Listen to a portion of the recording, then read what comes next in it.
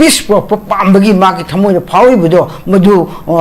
success oina bagi demok ne ena akoina session ka tawjari che hojik leriba NDA partnership ta leriba koki gi MLA masam party ha ju BJP gi partner sabe lejare aduga adu nataba KPA gi khasu lejare koki marta han haijege mi ko masig si mukhui sing sibu haiba center and state da leriba Asis NDA gi government anisina mohoibu kamba NST lawraga masida manipur peace program yana bagi mohoi kamal approach to rige tawgade rige center na kya mohoi de inform to khoge arugo center gi directive ka mohoi de pi khaba pi driba number 1 kai ko piram de bata ga di state government NST lawraga masi aikoi center gi home ministry of home digina or party side gi high command gi side gi na at least Manipur peace pada mokoi ki thodang khar do hon jungani habise government Manipur na center thampam tho eba thamna kan sida mokoi ki state gi leriba okoi gi honorable yunam khemchan sina initiative lo bungam dasu asida party side gi or home ministry side gi masi ki thamna kan da ta seng se Manipur da kuiraba problem conflict solution bagi damakta masi daka oi mateng pangbiu habise thamoi sengna center da thamba masang neba thamna kanida center na hariba India da partner oriba kuki makta ga BJP su BJP te lejare aduga KP masi singsida thamrak pamatam masida hariba honorable simchana hona jaba adu mai pak pagi lambi am oineba ko aduga ani shubadana hariba India partner da leriba NPF ki leriba nagagi aduga NPP gi MLA sing aduga mokhoi dena honorable Simpson kai wahi thamgrage ba number 1 mokhoi gi initiative kai no raiba NDA da yauriba NPP gi kariba MLA sing gi mathok kai no pangthok hojik Manipur peace program di mokta government Manipur gi honorable Simpson da kai mateng panggrage aduga pangna gi kai hai grage NDA na kai instruction pirake moi de su NPF the suit Nagagi, Kagino conflict Hokanda, Nagagi emulation, Kagi the Mokta, Messi Peace Mulak, Nabagi the Mokta, Kagi the Mokta, and step low there. Civil licensing, Nagagi, civil licensing, or emulation, Messi sing the Pazasing the Moigi Matoke Nova, Manipur the Peace Block Nabi the Mokta, Toriba, NPF, India partnership, Kai Honak Regeva. Aduga NPP. Sinsu kai thodang lo khragiaba lo ham bas tumme en haijen badi masi lo ham bada masi honorable chief misagi hojik chathare riba mana peace pam riba adu purmak to parja da haiba mutta hana masi mag NDA partner sinsi akanba instruction makhada akoi phamraga resolution amakak loraga ezin masi akanba stain amakak lominraga center gi instruction leide aduna masi koi pun hona min to ya de angam thak to sena honorable chief misasina masi thodang se kanna rokpok matamda soidena peace habdu lakhi gene bako aduna masi aina hai yumandi adugadi leriba opposition gi opposition Indian bloc leriba MLA sing akoida Manipur kya legi adudi ekoi khangdra adubu Indian bloc yauriba party sing gi mathau kaino Manipur da thoni de myam thokton lebasida peace hanjin purakna gi debakta masi kai gi thodang kam thodang lawhal bapamge Ministry of Home Affairs gi makhada or India government na opposition Manipur riba Indian bloc da kai haina thamlakke aduga thamlak kai thamlak to tasu Manipur government gi honorable chief session kai wahi thamgrage kai kamaina toroga masi bo shop to sigi habido party line na taba as registrar amogoina do all party oina masi thampham thoeba masi thamlak masigi honara pamatam sida aina sum thamjaningudi asai masi topic am tona sing bopun makse hona laktraga ma confront da satagadi success oiroeba aduga bhap to si chatlu bagi si tabuge du adom chataba haiba tasing to honingadi haiba punamak si tofum thoeba aduna masi honara pamatamda tasing da sena khakaneba pami peace pami laya irang le ma pami si majuda top round talk center na instruction piraba NDA block riba manipur thugai ba manipur peace learning ba automatically dum thokani kai ba center ki instruction pira pa kanda hoji riba manipur separate demand to riba cookie singi registration sing mayam sina yaroi koi di kai ga ko solution prop to paudi ko yaroi hai di ba khoi na ne hai na koi manipur prajana low ba ta na natra sai koi gi ke no gi party gi general secretary na masi koi state secretary sina koi asigi evidence loi lei te ha jo mo adum da chat ta bi da ta sen na MLA sing involvement le ga separate oi re na lauri ba asigum se koi khan center da pifam tho ya ba koi na manipur na ta ba ko sen manipur government na pi ga ta sen se masi koi manga tu party da yaw re adun mo koi si koi na ngam da di mo lan lo ki bi ai este high command oina ministry of home affairs party sadegi masidi tawbigunu nakoi kai ga koi le ringa da nakoi to ba se koi center gi shoe parja gi shoe on manipur shoe indian national party mo oina masi shoe ajun no ta se kra hantho public sing no CSO sing cookie joe CSO sing suspension da operational lady popuna ma asishu ministry of home affairs na NST global taragati kai issue problem na ten lawe ayamo aini thamdun point di asmai lakpa matam sida maru bedi muga masi pun asigi solution porokse agadi halai riba manipur da maruina congress party party chief BJP gi party gi chief president ka aduga atopa party NPF ki chief party gi ka aduga NPP gi asimba aduga CPIM gi asimba punamak sigi akan ba resolution low se habam tamda low bu yani ba piski honorable simson hona jaba sida ekoi punamak support to guni hana mogi understanding the layer kan khagda maduda pam da bu choyo thokane ba pam da ba party thokane ba kai gam BJP gi chitna yare koi piski yare na resolution lobom tamda MLA tare aduna koki gi MLA tare yaroi haragdi maduna kari gi damak no habi center na confirm thoi manipur state government confirm thoi adodi makhui paja singdi peace pame honorable simson honorable da koi cooperation pilage abdudi ekoi paja singchu ya bataban natra support of thoktra adodi ya disi kana no maru party no yauri ba MLA sing representative sing ya tabani na koi so identify to for na adodi kamai shop to sige habidudi honna ga policy je hariba manipur da leba all party ki leader singa or hoji ki NDA ki government oiribani na masi ki policy ga center ga toroga athu matam da tackle to matam khakta da masi manipur da permanent solution magnetar su ka matam khak ki usu peace la habdullah kani masi na haidi peace hona peace bulak traba hoji manipur da parja myam je kam den wara bane ba haidok to bwani kam den labani masi punamak sibu ying den lekhigini haragadi akhoi manipur da le politician political party sing legislative members sing masi arambu oigani nakhoi arambu decision oigani ba masi parja na punamak wari ba punamak si ko hingari nakhoi gi thodang yam chong leyaba masini aduna masida amagi party amagi wanate party punma ase criticize to se tokyo ba matam khram manipur da peace la han se agadi haise raw se thumjige yam phajaba pham ni dalak sage oja huji CM na no CM sina kogi lenga BJP led government se hanadagi satharaga marakta fiana leiro matungda anoba leadership amagi makhata sangsilakbani ado leidiba issue mayam masida kogi anoba CM sina lokhutliba khongthang sing aduga mahakna peace langna bu honari bu khongthang sing sida kanagum kharana thugaining ba kanagum khara leirabra haiba wang sini kama yimbe ngangsa khoina masigi topic matungina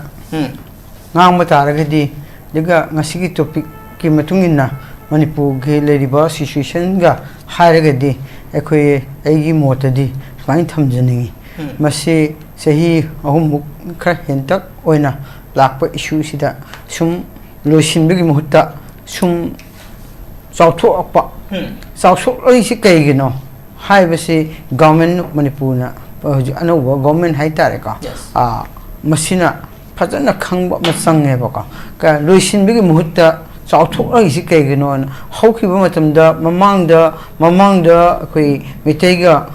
kuki khaki ꯔꯣꯝꯗ ꯁꯨꯝ ꯃꯌꯥꯝꯁꯤ ꯅꯩꯅꯔꯝꯃꯦ ꯃꯅꯤꯄꯨꯔꯁꯤꯗ ꯑꯗꯨꯕꯨ ꯂꯩꯃꯤꯟꯅꯔꯤꯕ ꯑꯁꯤꯅ ꯑꯗꯨꯒꯤ ꯍꯦꯟꯗꯣꯛꯂꯒ ꯍꯧꯖꯤꯛ ꯅꯥꯒꯥꯒ ꯀꯨꯀꯤꯒ ꯑꯃꯨꯛꯀ ꯆꯪꯁꯤꯜꯂꯛꯄ ꯃꯇꯝꯁꯤꯗ ꯒꯚꯔꯟꯃꯦꯟꯠꯒꯤ ꯃꯊꯧꯁꯤ ꯀꯩꯅꯣ ꯍꯥꯏꯕ ꯃꯇꯝꯗ ꯀꯅꯥꯅ ꯃꯁꯤꯗ ꯀꯟꯅ ꯃꯁꯤ ꯏꯔꯥꯡꯁꯤ ꯀꯃꯥꯏꯅ ꯁꯥꯒꯠꯀꯦ ꯍꯥꯏꯕꯁꯤ ꯍꯥꯟꯅ ꯑꯥꯏꯗꯦꯟꯇꯤꯐꯥꯏ ꯇꯧꯕ ꯑꯃ ꯆꯪꯉꯦꯕꯀꯣ ꯃꯁꯤ ꯀꯔꯝꯕ ꯁꯤꯅ ꯃꯔꯨꯑꯣꯏꯅ ꯏꯔꯥꯡꯁꯤꯗ ꯏꯅꯤꯁꯤꯌꯦꯇꯤꯚ ꯂꯧꯔꯤꯒꯦ ꯀꯩꯒꯤꯗꯃꯛꯇ ꯃꯁꯤ ꯏꯔꯥꯡꯁꯤ ꯀꯔꯝꯕ ꯀꯝꯃ꯭ꯌꯨꯅꯤꯇꯤꯁꯤꯅ ꯐꯣꯀꯁ ꯇꯧꯔꯤꯒꯦ ꯍꯥꯏꯕꯗꯣ ꯃꯁꯤ ꯑꯃꯈꯛ ꯈꯪꯃꯤꯟꯅꯕ ꯑꯃ ꯆꯪꯉꯦꯕ ꯃꯗꯨ ꯈꯪꯃꯤꯟꯅꯕꯒꯤ ꯃꯇꯨꯡ ꯏꯟꯅ ꯍꯥꯏꯇꯥꯔꯦꯀꯣ ꯑꯗꯣ ꯑꯣꯅꯔꯦꯕꯜ ꯆꯤꯐ ꯃꯤꯅꯤꯁꯇꯔ ꯍꯥꯏꯇꯥꯔꯦ ꯍꯧꯖꯤꯛ ꯉꯁꯤꯒꯤ ꯇꯣꯄꯤꯛ ꯃꯇꯨꯡ ꯏꯟꯅ ꯄꯤꯁ ꯄꯥꯝꯕ ꯄ꯭ꯔꯣꯕ꯭ꯂꯦꯝ ꯊꯣꯛꯑꯒꯗꯤ ꯀꯟꯐ꯭ꯂꯤꯛ ꯑꯃ ꯊꯣꯛꯑꯒꯗꯤ ꯃꯁꯤ ꯀꯟꯐ꯭ꯂꯤꯛꯁꯦ ꯑꯗꯨꯒ ꯂꯩꯔꯤꯕ ꯔꯥꯏꯌꯣꯠ ꯑꯃ ꯊꯣꯛꯏꯕ ꯖꯥꯇꯤ ꯑꯃꯒ ꯂꯩꯃꯤꯟꯅꯔꯤꯕ ꯀꯝꯃ꯭ꯌꯨꯅꯤꯇꯤ ꯃꯔꯛ ꯑꯁꯤꯗ ꯊꯣꯛꯂꯤꯕ ꯏꯁꯨꯁꯤ ꯂꯣꯏꯁꯤꯟꯗꯕꯗꯤ ꯌꯥꯗꯦ ꯂꯣꯏꯁꯤꯟꯅꯕꯒꯤ ꯍꯣꯠꯅꯕꯗ ꯀꯅꯥꯒꯤ ꯏꯅꯤꯁꯤꯌꯦꯇꯤꯚ ꯂꯧꯒꯅꯤ ꯍꯥꯏꯕꯗ ꯍꯧꯖꯤꯛ ꯑꯣꯅꯔꯦꯕꯜ ꯆꯤꯐ ꯃꯤꯅꯤꯁꯇꯔꯅ ꯑꯅꯧꯕ ꯍꯥꯏꯇꯥꯔꯦ ꯃꯅꯤꯄꯨꯔꯒꯤ ꯆꯤꯐ ꯃꯤꯅꯤꯁꯇꯔ ꯍꯥꯏꯇꯥꯔꯦꯀꯣ ꯃꯅꯤꯄꯨꯔ ꯆꯤꯐ ꯃꯤꯅꯤꯁꯇꯔꯒꯤ ꯊꯧꯗꯥꯡ ꯀꯩꯅꯣ ꯃꯥꯅ ꯇꯧꯔꯤꯕ ꯄꯨꯝꯅꯃꯛꯁꯤ ꯉꯥꯡꯂꯤꯕ ꯑꯗꯨꯒ ꯇꯧꯔꯤꯕ ꯑꯗꯨꯒ ꯇꯧꯊꯣꯛꯀꯗꯕ ꯑꯗꯨꯒ ꯄ꯭ꯔꯣꯕ꯭ꯂꯦꯝ ꯂꯩꯔꯤꯕ ꯑꯁꯤ ꯁꯣꯜꯕ ꯇꯧꯕ ꯍꯥꯏꯕꯁꯤ ꯃꯥꯒꯤ ꯃꯊꯧꯅꯦ ꯍꯥꯏꯕꯀꯣ ꯑꯗꯨꯗꯒꯤꯗꯤ ꯍꯧꯖꯤꯛ ꯂꯩꯔꯤꯕ ꯑꯩꯅ ꯊꯝꯖꯅꯤꯡꯕ ꯄꯣꯏꯟ ꯑꯁꯤꯗꯤ ꯃꯁꯤꯗ ꯑꯣꯅꯔꯦꯕꯜ ꯆꯤꯐ ꯃꯤꯅꯤꯁꯇꯔꯒꯤ ꯃꯊꯧꯗꯤ ꯀꯩꯅꯣꯕ ꯐꯥꯔꯁ ꯄ꯭ꯔꯥꯏꯌꯣꯔꯤꯇꯤ ꯍꯥꯏꯁꯤꯗꯤ ꯍꯥꯏꯔꯤꯕ ꯆꯍꯤ 3 ꯈꯛꯇꯪ ꯍꯦꯟꯇꯛ ꯑꯣꯏꯅ ꯆꯪꯁꯤꯜꯂꯛꯂꯤꯕ ꯄ꯭ꯔꯣꯕ꯭ꯂꯦꯝ ꯃꯌꯥꯝ ꯀꯟꯐ꯭ꯂꯤꯛ ꯃꯌꯥꯝꯁꯤ ꯁꯣꯜꯕ ꯇꯧꯅꯕꯒꯤ ꯍꯣꯠꯅꯕ ꯑꯃꯗ ꯃꯥꯅ ꯈꯟꯖꯕ ꯍꯥꯏꯕꯕꯨ ꯐꯥꯔꯁ ꯇꯥꯔꯒꯦꯠ ꯑꯃ ꯃꯥꯅ ꯂꯩꯐꯝ ꯊꯣꯛꯑꯦꯕ ꯃꯩꯇꯩꯗ ꯊꯝꯒꯦꯔꯥ ꯀꯨꯀꯤꯗ ꯊꯝꯒꯦꯔꯥ ꯑꯣꯔ ꯅꯥꯒꯥꯗ ꯊꯝꯒꯦꯔꯥ ꯃꯁꯤꯒꯤ ꯃꯔꯛꯇ ꯑꯃ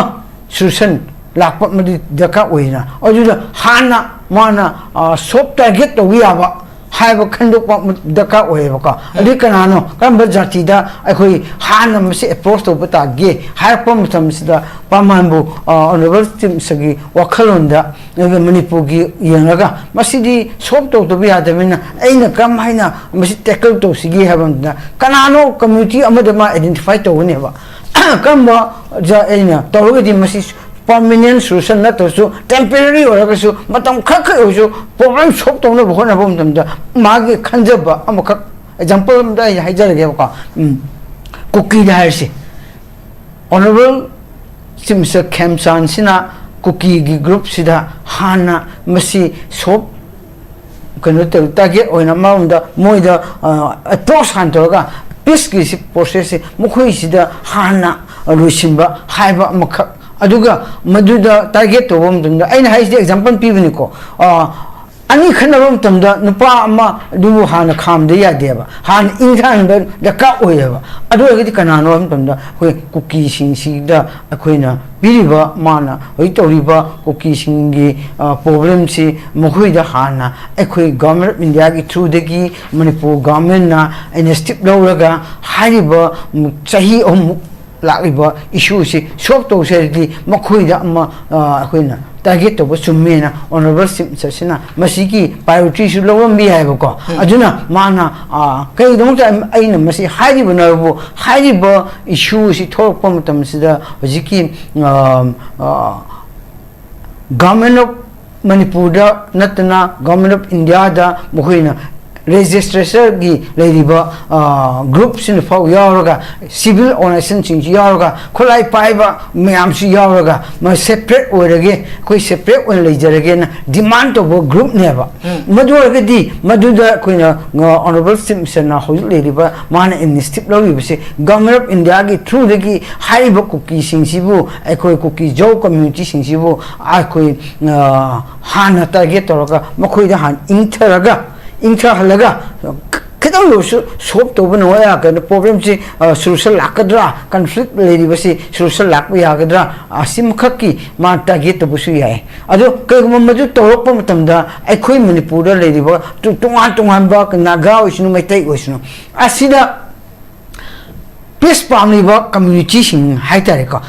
irang le hen ba pamdara Bamdaba group ni haisi adubu honorable Chief Minister sina kuki group ta hoyi hariba separate taliba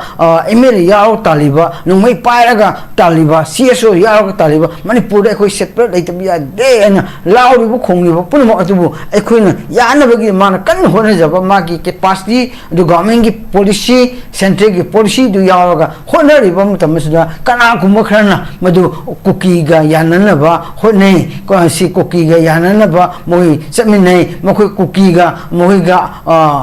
Hojibla, government, honorable Sims, Siga, Kukiga, Manung, the kind of Phaomei, good Male, Colena, some attack to Bahab City, was problem cracked over Maneva, peaceful palm deva, peaceful Lactana Bagi, Honazava, Ma Asisu, Tumlovia Hevoka. Aduna, my queen, a queen palm city, Amo Oire, Nagabo Han Temgira. Oh, Metai buhan temgira, Kuki buhan temgira, Sumatong Batong, Sum Kamlaga, Lapa, Masi, Yamdakawe, Sigoming Matoneva, Madugi and the Stipla Womatamda, Equina, Lady was civil organization, Oishno, Aduga, Atopa community to Antuam, Oisno Boka, Masidi, Peace Land of Honor, Adudi, Equi Punamokna, support of Toy, Adu, Iran Tong Nota, Nangi Punama. Peace pro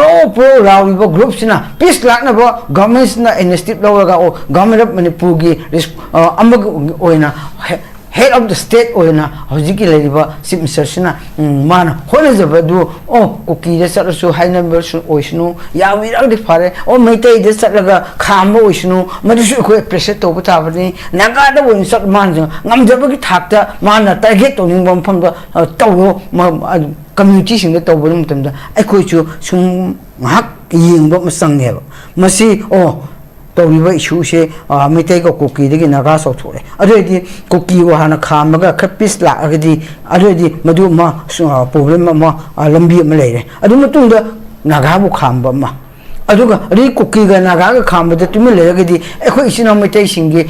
group de su adedi nakhoi su peace palm agadi ngaktang di khamba yaba machangeba adedi madu kuki ga naga ga sum yana na bagi sat pa ubudu da kana ku bakhana ha naga gi misang chale kuki na lausin lakpa mitai na naga misang chale lausin lakpa adumana leragadi hariba honorable simsana peace ki dokte initiative la wa bisidi man BJP party की नृत्य में हम धारे के दिखो लेकिन वो government state असीदा peace work ना वो होना जब असीदा दी कोई ठुगाई न बगी वहाँ से खरा हंदबा government of चिम्स्टे की मखादा मन मेटे सिंगी civil organization Singh असीगा aduga MLA siga yananaba hotnabam tamda nagasu yengmata kukisu yengmata adu hey mitai masen ma honorable chief minister mitai masen na mitai khakki misang chatlaga hotnaga leire haibusu kuki su haibi yaroiba aduga mi nagan haibi yaro kaigi manipur sida peace haibisi daka yam hojik yam daka oeba peace leidraga langdar leibisin india deba amagi mitai gi naga gi kuki gi aduga bakpangan gi oina tawraga sum irang lebisu sehi kya simba state ama leiyade aduga sigumba irang da leibo punama community punama involve tawraga punama lamin na bidi chumde madu control tawna bhaibisi honorable simsagi magi thodang do mana lowningba asida hanaroge priority second priority third priority haibo leimbesu yai madu kamai tawrake hana matam khadi yengminna ba chumbra haibja hamraung de thamjege yang pazaba wafam duni huziki anoba leadership na local liba khungthang sida kogi kanagumba khara nak naiba manba mo adu yengpham thokte haibani makha ta huzik ozada laksani sini kogi cm na phungdu liba kanagumba khara leirabra haibasida sobo hangam oirisi si koi tampaki mafam singda huzik kapna bagi hana suna bagi ken pausi kalu masini mrakta asigumba thodosi tampaki mafam singda yamna antakrabran kali ireibu leite bagi phibam ni huzik leiriba se ado singi mafam singda yam tamti na mi ha diba kangbu asi oigedoribra kogi peace palm da kangbu si hana loba yagadoribra natraga asigi marumda kanagumba khara lei koi irang tholiba huzik mi ha diba koi maru na naga gi misam sing huzik lepa leitana taruk am hat khrem adugi matung ambush tor ga mamang da ani mu ha kre anak ngasai sum ngarang sum ani mu hale siumaina irang sum tholiba kangbu sina santi thugai busi oigedoribra natraga yamna koi government sibu thugai bu pam kangbu kharan oigedoribra hai busi wang kamai yingbe busi mangangcha ꯑꯩꯈꯣꯏꯅ ꯁꯨꯝ ꯍꯧꯖꯤꯛꯀꯤ question ꯃꯇꯨꯡ ꯏꯟꯅ ꯑꯩꯅ ꯁꯨꯝ ꯊꯝꯖꯒꯦ 이한 한በ다 오너블 심스나 호직 에니 스팁 로리세 마시 에이나 마부 로흔닝바 보이나마 하리바 크리티사이즈 토리바 크리티시즘 khar 레이너리바 마시 버시 레리바 오너블 심스나 토버시 마니푸르기 니코 아 토리바도 크리티사이즈 토리세 카이기노 하브시 또 피스 프로그램 호나 미시네수 캉부타예바카 아주나 마시 캄마나 아이나 사이 하이비도 캄마나 파이오티노 하이범 덤도 아이나 숨 탐제게보 컨플릭트 토리바 punamak시 로싱기 하게디 아이기 just 아이나 닝저바 하비디 honorable chief minister sina hana masi ani thokna yingsi india partnership partner leriba india partner haibidi gasaka puminariba registered member aduga amana indian bloc ta leiba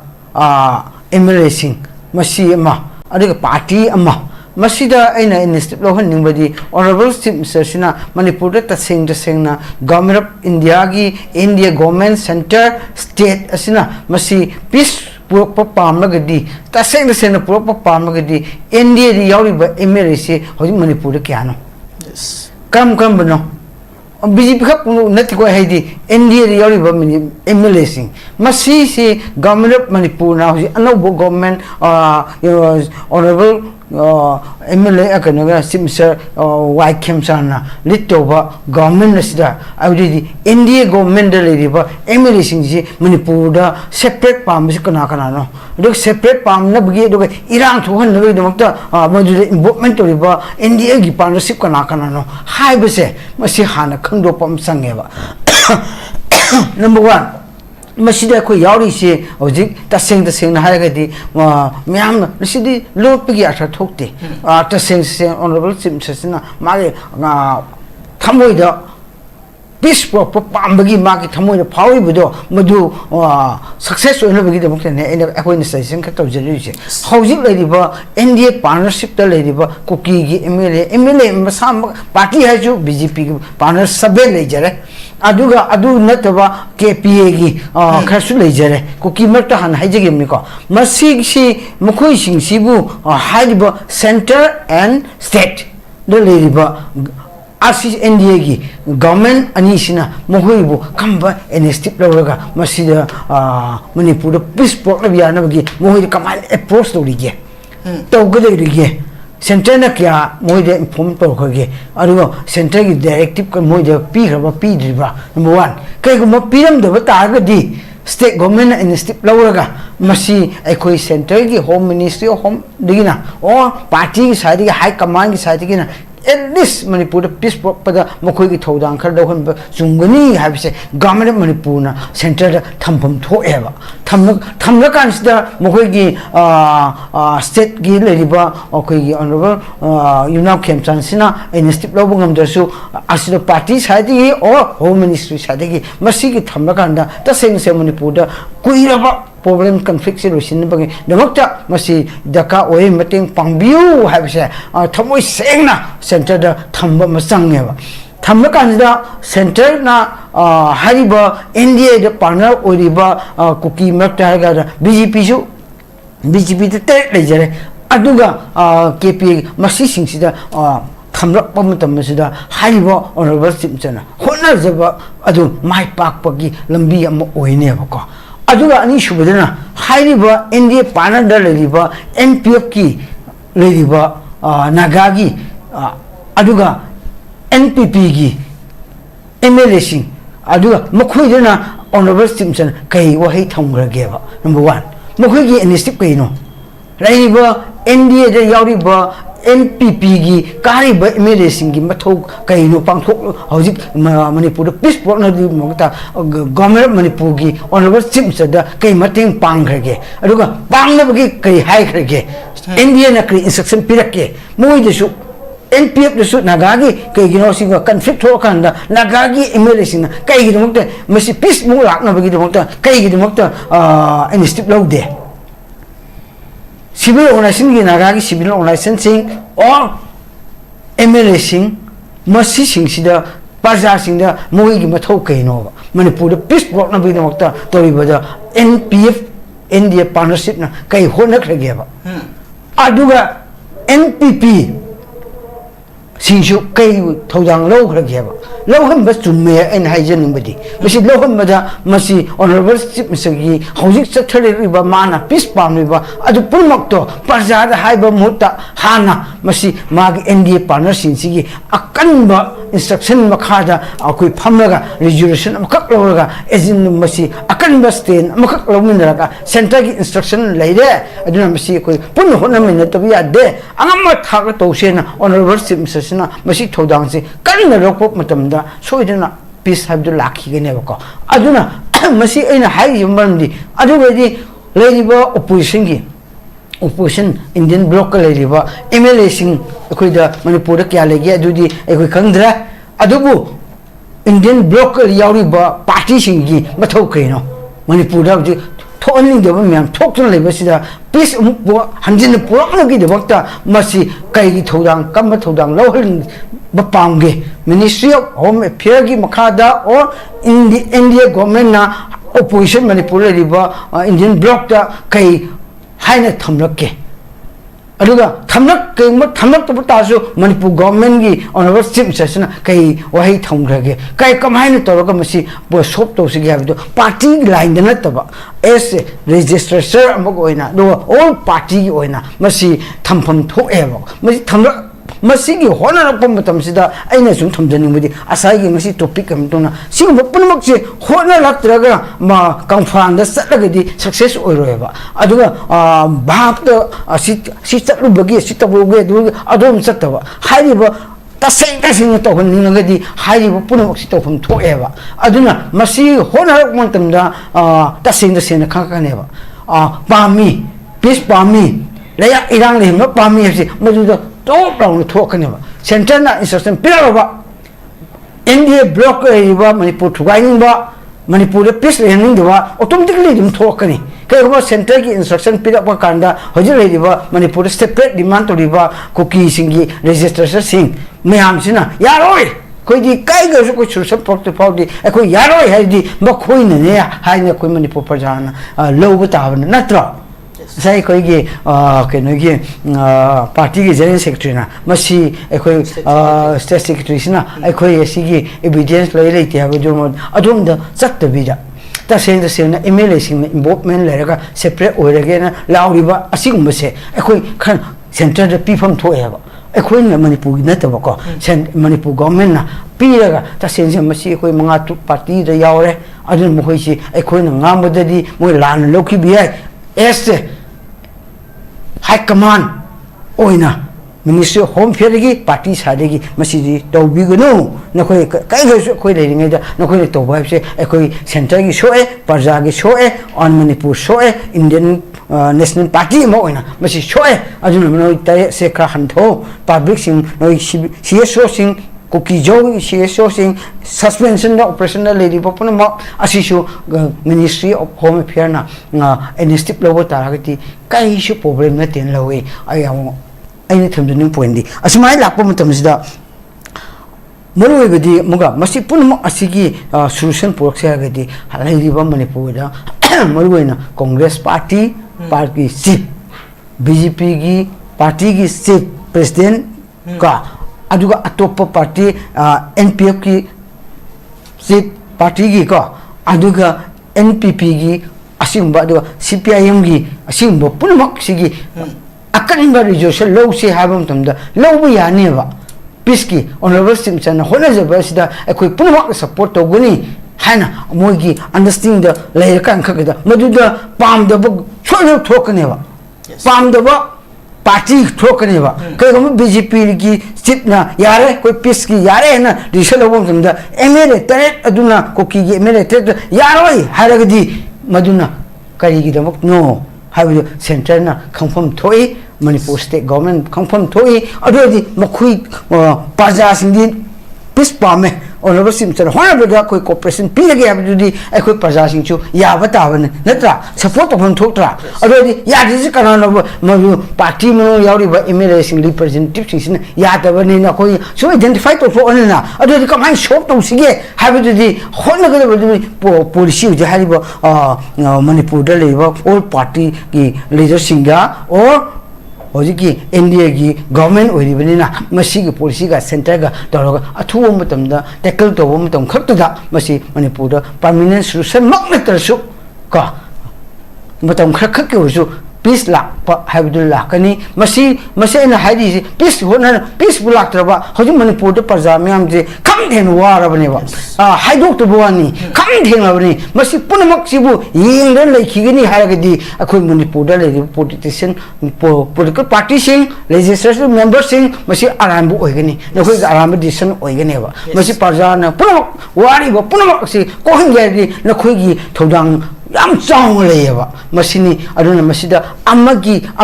party ꯑꯃꯒꯤ ꯋꯥ ꯅꯠꯇꯦ party ꯄꯨꯝꯅꯃꯛ ꯑꯁꯦ ꯀ꯭ꯔꯤꯇꯤꯁꯥꯏꯖ ꯇꯧꯕꯁꯦ ꯇꯣꯛꯄꯤꯌꯣꯕ ꯃꯇꯝ ꯈꯔ ꯃꯅꯤꯄꯨꯔꯗ piece ꯂꯥꯛꯍꯟꯁꯤ ꯍꯥꯏꯔꯒꯗꯤ ꯍꯥꯏꯕꯁꯤ ꯂꯥꯎꯁꯦ ꯑꯗꯨꯝ ꯊꯝꯖꯒꯦ ꯌꯥꯝ ꯐꯖꯕ ꯋꯥꯐꯝꯅꯤ ꯍꯧꯖꯤꯛ ꯃꯤꯌꯥꯝ ꯑꯗꯨꯛꯀꯤ ꯃꯇꯤꯛ ꯋꯥꯔꯤꯕꯁꯤꯡ ꯑꯁꯤ ꯂꯣꯏꯁꯤꯟꯅꯅꯕ ꯍꯣꯠꯅꯕꯗ ꯂꯩꯔꯤꯕ ꯄꯣꯂꯤꯇꯤꯀꯦꯜ ꯄꯥꯔꯇꯤꯒꯤ ꯂꯤꯗꯔꯁꯤꯡ ꯑꯗꯨꯒ ꯃꯔꯨꯑꯣꯏꯅ ꯂꯩꯉꯥꯛ ꯄꯥꯏꯔꯤꯕꯁꯤꯡꯅ ꯌꯥꯝ ꯀꯟꯅ ꯆꯞ ꯆꯥꯕ ꯐꯤꯔꯦꯞ ꯑꯃꯒ ꯂꯣꯏꯅꯅ ꯍꯣꯠꯅꯕ ꯃꯊꯧ ꯇꯥꯏ ꯍꯥꯏꯕꯗꯨꯅ ꯌꯥꯝ ꯐꯖꯕ ꯋꯥꯐꯝꯅꯤ ꯑꯔꯣꯏꯕ ꯔꯥꯎꯟꯗ ꯑꯣꯖꯥ ꯃꯦꯏꯕꯣꯟ ꯍꯧꯖꯤꯛ ꯂꯩꯔꯤꯕ ꯐꯤꯕꯝꯁꯤꯗ ꯃꯃꯥꯡꯗꯁꯨ ꯀꯝꯗꯧꯅ ꯁꯥꯟꯇꯤ ꯂꯥꯛꯀꯗꯒꯦ ꯍꯥꯏꯕꯒꯤ ꯃꯇꯥꯡꯗ ꯐꯖꯕ ꯁꯖꯦꯁꯟ ꯇꯧꯕꯤꯈ꯭ꯔꯦ ꯑꯗꯣ ꯁꯦꯟꯇꯔꯅ ꯑꯩꯈꯣꯏꯒꯤ ꯍꯧꯖꯤꯛ ꯃꯅꯤꯄꯨꯔꯗ ꯌꯦꯡꯂꯤꯕ ꯁꯥꯟꯇꯤ ꯂꯥꯛꯅꯕ ꯍꯣꯠꯅꯕꯗ ꯌꯦꯡꯂꯤꯕ ꯃꯤꯠꯌꯦꯡꯁꯦ ꯑꯔꯣꯏꯕ ꯔꯥꯎꯟꯗ ꯇꯦꯟꯗꯔ ꯀꯃꯥꯏꯅ ꯌꯦꯡꯕ ꯌꯥꯏ ꯁꯨꯝ ꯇꯧ ꯌꯥꯏ ꯑꯁꯤꯁꯦ ꯁꯨꯝ ꯁꯦꯟꯇꯔꯒꯤ ꯃꯤꯠꯌꯦꯡ ꯍꯥꯏꯕꯕꯨ ꯃꯣꯏ ꯆꯍꯤ 3ꯃꯨꯛꯇꯤ ꯌꯦꯡꯉꯤꯀꯣ ꯃꯅꯤꯄꯨꯔꯁꯤꯗ ꯇꯧꯔꯤꯕ ꯄꯨꯝꯅꯃꯛ ꯀꯅꯥꯅꯣ ꯃꯩꯇꯩꯅ ꯀꯃꯥꯏꯅ ꯂꯧꯈꯤ ꯃꯁꯤꯗ ꯄ꯭ꯔꯣꯕ꯭ꯂꯦꯝ ꯊꯣꯛꯂꯤꯕ ꯄ꯭ꯔꯣꯕ꯭ꯂꯦꯝꯁꯤ ꯀꯅꯥꯅ ꯊꯣꯛꯍꯟꯕꯅꯣ ꯑꯗꯨꯒ ꯊꯣꯛꯂꯛꯄꯗ ꯃꯣꯏꯒꯤ ꯁꯣꯂꯨꯁꯟ ꯀꯟꯐ꯭ꯂꯤꯛꯁꯤ ꯁꯣꯂꯨꯁꯟ ꯇꯧꯅꯕꯒꯤꯗꯃꯛꯇ ꯃꯩꯇꯩꯁꯤꯡꯅ ꯀꯃꯥꯏꯅ ꯇꯧꯔꯤ ꯍꯥꯏꯕꯁꯤ ꯒꯚꯔꯟꯃꯦꯟ ꯑꯣꯐ ꯏꯟꯗꯤꯌꯥꯅ ꯐꯖꯅ ꯈꯪꯉꯤ ꯅꯝꯕꯔ 1 ꯅꯝꯕꯔ 2 ꯑꯗꯨꯒ ꯀꯨꯀꯤꯁꯤꯡꯒꯤ ꯅꯦꯆꯔ ꯀꯨꯀꯤꯁꯤꯡꯅ ꯍꯥꯏꯔꯤꯕ ꯆꯍꯤ 3ꯗ ꯊꯣꯛꯂꯤꯁꯤ ꯃꯈꯣꯏꯁꯨ ꯈꯪꯉꯦ ꯒꯚꯔꯟꯃꯦꯟ ꯏꯟꯗꯤꯌꯥꯅ ꯀꯨꯀꯤꯅ ꯀꯃꯥꯏꯅ ꯇꯧꯔꯤꯕ ꯃꯁꯤ ꯀꯟꯐ꯭ꯂꯤꯛꯁꯤꯗ ꯀꯃꯥꯏꯅ ꯆꯠꯊꯔꯤ ꯁꯤꯚꯤꯜ ꯑꯣꯔꯒꯅꯥꯏꯖꯦꯁꯟ ꯀꯃꯥꯏꯅ ꯆꯠꯊꯔꯤ ꯑꯣ ꯀꯨꯀꯤꯁꯤꯡꯒꯤ ꯑꯦꯝ ꯑꯦꯜ ꯑꯦꯁꯤꯡꯅ ꯀꯃꯥꯏꯅ ꯊꯧꯗꯥꯡ ꯂꯧꯔꯤ ꯑꯣ ꯏꯟꯗꯤꯌꯟ ꯒꯣꯔꯃꯦꯟꯒꯤ ꯌꯥꯅꯔ ꯂꯩꯔꯤꯕ ꯁꯁꯄꯦꯟꯁꯟ ꯑꯣꯐ ꯑꯣꯄꯔꯦꯁꯟ ꯂꯩꯔꯤꯕ ꯀꯦꯗꯔꯁꯤꯡꯁꯤꯅ ꯀꯃꯥꯏꯅ ꯇꯧꯔꯤ ꯑꯗꯨ ꯌꯥꯎꯗꯕ ꯀꯨꯀꯤꯁꯤꯡꯁꯤꯅ ꯀꯃꯥꯏꯅ ꯇꯧꯔꯤ ꯍꯥꯏꯕꯁꯤ ꯒꯚꯔꯟꯃꯦꯟ ꯑꯣꯐ ꯏꯟꯗꯤꯌꯥꯅ ꯐꯖꯅ ꯃꯣꯏꯅ ꯌꯦꯡꯉꯒ ꯂꯩꯔꯤ ꯈꯪꯁꯨ ꯈꯪꯉꯤ ꯀꯣ ꯑꯅꯤꯁꯨꯕꯗ ꯑꯍꯨꯝꯁꯨꯕꯗꯅ ꯍꯥꯏꯔꯤꯕ ꯅꯥꯒꯥꯅ ꯑꯃꯨꯛꯀ ꯇꯧꯔꯛꯄ ꯃꯇꯝꯗ ꯅꯥꯒꯥꯒꯤꯁꯨ ꯀꯃꯥꯏꯅ ꯂꯩꯔꯤꯒꯦ ꯅꯥꯒꯥꯒꯤ ꯑꯦꯝ ꯑꯦꯜ ꯑꯦꯁꯤꯡꯒꯤ ꯏꯟꯇꯔꯦꯁ ꯀꯩꯅꯣ ꯑꯣ ꯅꯥꯒꯥꯒꯤ ꯁꯤꯚꯤꯜ ꯑꯣꯔꯒꯅꯥꯏꯖꯦꯁꯟꯒꯤ ꯏꯟꯇꯔꯦꯁ ꯀꯩꯅꯣ ꯄ꯭ꯔꯖꯥꯒꯤ ꯏꯟꯇꯔꯦꯁ ꯀꯩꯅꯣ ꯍꯥꯏꯕꯁꯤ ꯒꯚꯔꯟꯃꯦꯟ ꯑꯣꯐ ꯏꯟꯗꯤꯌꯥꯅ ꯈꯪꯗꯕ ꯅꯠꯇꯦ ꯁꯥꯡꯅ ꯌꯦꯡꯉ ꯂꯥꯛꯂꯕꯅꯤꯀꯣ ꯑꯗꯨꯅ ꯃꯁꯤ ꯃꯔꯛꯇ ꯑꯩꯅ ꯁꯨꯝ ꯊꯝꯖꯅꯤꯡꯕꯗꯤ ꯍꯥꯏꯔꯤꯕ ꯏꯁꯨꯁꯤ ꯒꯚꯔꯟꯃꯦꯟ ꯑꯣꯐ ꯏꯟꯗꯤꯌꯥꯅ ꯐꯣꯀꯁ ꯇꯧꯒꯦ ꯍꯥꯏꯔꯒꯗꯤ ꯃꯁꯤ ꯀꯩꯁꯨ ꯅꯠꯇꯦꯅ ꯂꯧꯋꯦꯕꯀꯣ ꯃꯇꯝ ꯈꯔ ꯌꯦꯡꯂꯤꯕꯁꯤ ꯑꯩꯗꯤ ꯒꯚꯔꯟꯃꯦꯟ ꯑꯣꯐ ꯏꯟꯗꯤꯌꯥꯒꯤ ꯄꯣꯂꯤꯁꯤ ꯑꯃꯈꯛ ꯑꯐꯕ ꯂꯥꯛꯅꯕꯒꯤꯗꯃꯛꯇ ꯇꯧꯔꯤꯕ꯭ꯔꯥ ꯑꯣ ꯐꯠꯇꯅꯕ ꯃꯁꯤꯗ ꯇꯧꯔꯤꯕ ꯃꯅꯤꯄꯨꯔꯗ ꯂꯩꯔꯤꯕ ꯃꯔꯨꯑꯣꯏꯅ ꯈꯔ ꯑꯆꯧꯕ ꯍꯥꯏꯔꯗꯤ ꯀꯨꯀꯤ ꯅꯥꯒꯥ ꯃꯩꯇꯩ ꯍꯥꯏꯅ ꯁꯨꯝ ꯌꯥꯝꯅ ꯁꯨꯝ ꯍꯥꯏꯅꯩ ꯃꯁꯤ ꯃꯔꯛꯁꯤꯗ ꯂꯩꯃꯤꯟꯅꯔꯤꯕ ꯑꯁꯤꯗ ꯑꯩꯈꯣꯏ ꯄꯤꯁꯐꯨꯜ ꯂꯩꯍꯟꯒꯦ ꯍꯥꯟꯅ ꯂꯩꯕ ꯑꯗꯨꯃꯥꯏꯅ ꯁꯨꯝ ꯂꯩꯍꯟꯒे ꯍꯥꯏꯔꯒ ꯇꯥꯔꯒꯁꯨ ꯒꯚꯔꯟꯃꯦꯟꯒꯤ ꯄꯣꯂꯤꯁꯤ ꯃꯈꯥꯗ ꯂꯩ ꯃꯁꯤ ꯄꯨꯝꯅꯃꯛ ꯑꯁꯤ ꯇꯣꯉꯥꯟꯅ ꯂꯩꯕ ꯑꯣꯏꯔꯁꯅꯨ ꯃꯁꯤ ꯍꯥꯏꯔꯁꯨ ꯒꯚꯔꯟꯃꯦꯟ ꯏꯟꯗꯤꯌꯥꯒꯤ ꯃꯈꯨꯠꯇ ꯂꯩ ꯑꯗꯨꯅ ꯃꯁꯤ ꯄꯨꯝꯅꯃꯛꯀꯤ ꯌꯦꯡꯕꯗꯤ ꯑꯩꯈꯣꯏꯅ ꯌꯦꯡꯕꯗꯤ ꯒꯚꯔꯟꯃꯦꯟ ꯑꯣꯐ ꯏꯟꯗꯤꯌꯥꯅ ꯇꯁꯦꯡꯅ ꯃꯅꯤꯄꯨꯔꯁꯤ ꯀꯔꯝꯕ ꯃꯅꯤꯄꯨꯔꯅꯣ ꯍꯤꯁꯇ꯭ꯔꯤꯗ ꯕꯦꯁ ꯇꯧꯔꯛꯄ ꯑꯃ ꯇꯧꯔꯛꯄ ꯑꯗꯨꯒ ꯄ꯭ꯔꯤ ꯃꯥꯖꯔ ꯁ꯭ꯇꯦꯇꯁꯇ ꯂꯩꯔꯛꯄ ꯑꯁꯤꯒꯨꯝꯕ ꯄꯨꯝꯅꯃꯛꯀꯤꯁꯤ ꯃꯣꯏ ꯈꯪꯗꯕ ꯅꯠꯇꯦ ꯈꯪꯉꯤ ꯑꯗꯨꯅ ꯃꯁꯤ ꯁꯣꯂꯨꯁꯟ ꯄꯨꯔꯛꯀꯦ ꯍꯥꯏꯔꯒꯗꯤ ꯒꯚꯔꯟꯃꯦꯟ ꯑꯣꯐ ꯏꯟꯗꯤꯌꯥꯒꯤ ꯊꯃꯣꯏ ꯁꯦꯡꯅ ꯗꯤꯜ ꯇꯧꯕ ꯑꯃꯈꯛ ꯂꯩ ꯑꯁꯤꯅ ꯃꯁꯤꯗ ꯒꯚꯔꯟꯃꯦꯟ ꯑꯣꯐ ꯏꯟꯗꯤꯌꯥꯅ ꯃꯁꯤꯗ ꯏꯅꯤꯁꯤꯌꯦꯇꯤꯚ ꯂꯧꯗꯕ ꯍꯥꯏꯕꯁꯤ ꯁꯣꯂꯨꯁꯟ ꯄꯨꯔꯛꯅꯕ ꯀꯟꯐ꯭ꯂꯤꯛ ꯁꯣꯂꯨꯁꯟ ꯄꯨꯔꯛꯅꯕꯒꯤ ꯃꯇꯥꯡꯗ ꯑꯩ ꯀꯟꯅ ꯊꯝꯖꯒꯦꯕ ꯃꯁꯤ ꯍꯧꯖꯤꯛꯐꯥꯎ ꯂꯣꯏꯗ꯭ꯔꯤꯁꯦ ꯀꯩꯒꯤꯅꯣ ꯍꯥꯏꯕꯨ ꯑꯩ ꯑꯦꯛꯖꯥꯝ ꯑꯍꯥꯟꯕꯁꯤꯡ ꯑꯩ ꯀꯩꯁꯨ ꯍꯥꯏꯖꯔꯔꯣꯏꯕ ꯍꯧꯖꯤꯛ ꯅꯧꯅ ꯊꯣꯛꯂꯤꯕ ꯉꯔꯥꯡ ꯅꯍꯥꯟꯈꯛ ꯊꯣꯛꯂꯤꯕ ꯀꯨꯀꯤ ꯈꯨꯟ ꯈꯔ ꯃꯩ ꯊꯥꯕ ꯅꯥꯒꯥꯒꯤ ꯈꯨꯟ ꯊꯥꯕ ꯃꯤ ꯍꯜꯂꯛꯄ ꯑꯁꯤꯒꯨꯝꯕ ꯅꯧꯅ ꯊꯣꯛꯂꯛꯄ ꯏꯁꯨ ꯑꯁꯤꯗ ꯃꯁꯤ ꯀꯩꯒꯤ ꯊꯣꯛꯏꯅꯣ ꯃꯁꯤ ꯀꯩꯒꯤ ꯊꯣꯛꯏꯕꯅꯣ खर नेमथरेन लई कांसिदा ऑनरेबल सिमसन सो द सनापति डिस्ट्रिक्ट चलिबा कांपोपी डिस्ट्रिक्ट चलिबा अदुगी मदुनतना मोगी टीम चलगा उनरिबा पाजागी असे कवरगसु वरी छनरिबा असि मरकसिदा हाइबा अहुमसे खुन अनि मैथानबा कोकी खुनथाबा अदुगा रेंगमै खुन मैथारपा मरेंगमैगी रंकागी मी हलकपा अदुमबा पुनमक असे कैगी थोबिबनो हाइबसो मसिदा कमान गवर्नमेंट ऑफ मणिपुर येमिगेबो मसिगुम थोइसि कैगी थोबिनो हबदु अखोय मसेन अखोय group community tunga masingse masigi aikoina criticize tawnuba asu amaki eba afaba tawba phattaba tawba asumba tawba lana ngangba asigumba ki yengdabida amana haraga di koi criticize to hodo yade kokina ma afaba nga asu sum madin masin thibani mahoida tawsinna bani hygiene bani haiba criticize tawba aduga maitaina afaba ki lomda ngang lesu kokina thajidraba nagansu haisu thajadaba ahummak asida yamlu hebra masi thajadaba ahumgi criticize to nabadigi madugi reason kaino mai thana base mi hatna base masi thokadabane ba masi punma ase akoina matam khara aina hangjani parja singda koki su hangjai common agent common question hoina nagasu mitaisu koki su ai hangjani masi conflict sibu loyo pamrabra pamdilbra sini aina hangjani musi pamrabra masi लेरिबा सही अमुक थोनरगा yum मैथानरिबा मी हनरिबा कामनरिबा अदे अवाबा तपजा ma'am वारन तो लेरिबा पुलमक्सिबु लोहिनबसी कुकीना पाम्ब्रा मैतैना पाम्ब्रा ओ नगाना पाम्ब्रा अदो पामद्रगना मसी continue सथखिगनी पामगदी मसी future of Kuki future of Naga future of Meitei मसीगी यनगा मणिपुर अपुंबगी यनगा मसी लोइसिनबदी यातेबा अजुना मसी लोइसिनबन नाइदना मागी आइडेंटिटी शो तौनरगा तौनबदगी मसी आइगे आइडेंटिटी नि आइगे सिदि आइगे नि आसिना आइ कंदबि याते आइ हिंदबि याते ना सुम लाउनबले मदुगी वखंद सथरगदी कन्फ्लिक्ट लोइबन नाइरोय अजुना मियांगी इंटरेस्ट यनगा इसा की कानबक या लेजरगसु आई कम्युनिटी की कानबले हाय खंजरगसु मसी तुंगी ओना मसी तहुदबि यादेना खलगसु मदु खखरा हंदोक मसंगी हंदोक लेतदी सुसला ओय अदुना आइगी तुंगिनी हायना आइगी फ्यूचर की इचा इशूगिनी यनगा मसीदा मुक्तन लेगदी मणिपुर से इचा इशूगी वा खलिबा मिसिंगदो मुटलदबनेबा होजिक नकोन मुटलदबनेबा नसाना सुसिंगी आइगी मणिपुर की तुंगी आई कम्युनिटी की तुंगी कुकी कम्युनिटी की तुंगी नागा कम्युनिटी की तुंगी मैतै कम्युनिटी की तुंगी खलगदी सोल्यूशन पोर्टनबदा माय हाना नंबर 1 थमलगा सोल्यूशन पोर्टनबदा आइको खोंग थांगबा अदुगा नांगबा अदुगा तोबदा कावे क्रिटिसाइज टोपिरो मसी क्रिटिसिजम तो रिफाउदी नंगी प्रजासिंग वाकी गनेबसे हम अरोय ब्राउन से थमजगे याम फजब वाफम ने शांति लान उगनाबदा इखोय खुदी मंगना सपोर्ट तोबा अदुगा इखोय इसा की हाइबा वाखलोन थादोनरकांदा अपुनबगी ओइबा वाखलोनदा चमिनबो तंगाई फदे हाबदोन याम फजबा